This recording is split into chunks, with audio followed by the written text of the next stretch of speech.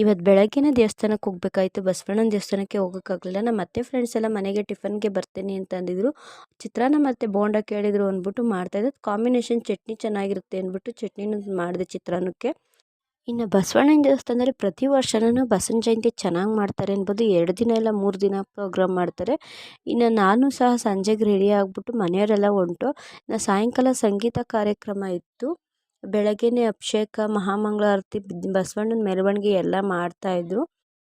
ಇನ್ನು ಸಂಜೆನೂ ತುಂಬ ಚೆನ್ನಾಗಿತ್ತು ಅನ್ಬೋದು. ಇನ್ನು ಅಲ್ಲಿ ವೀರಶೈವ ಸಂಘದಿಂದ ಎಲ್ಲರೂ ನಮ್ಮ ಮನೆಯಿಂದನೂ ಹೋಗಿ ವೀರಶೈವದವ್ರು ಯಾರ್ಯಾರಿದ್ದಾರೋ ಅವ್ರ ಮನೆಗೆಲ್ಲನೂ ಪಾಂಪ್ಲೆಟ್ ಕೊಟ್ಟು ಕರೆದಿದ್ರು. ಇನ್ನು ನಮ್ಮ ಮನೆಗೂ ಕರೆದಿದ್ರು. ನಮ್ಮ ಅಕ್ಕಪಕ್ಕದ ಮನೆಯವರೆಲ್ಲ ನಾವು ಹೋಗಿದ್ದು. ಇನ್ನು ತುಂಬ ಚೆನ್ನಾಗಿತ್ತು, ತುಂಬ ಎಂಜಾಯ್ ಮಾಡಿದೋ ಅಂತ ಹೇಳ್ಬೋದು ಸಂಗೀತ ಕಾರ್ಯಕ್ರಮನ. ಹಾಡು ಇತ್ತು, ತಮಾಷೆ ಇತ್ತು, ಎಲ್ಲ ಚೆನ್ನಾಗಿತ್ತು.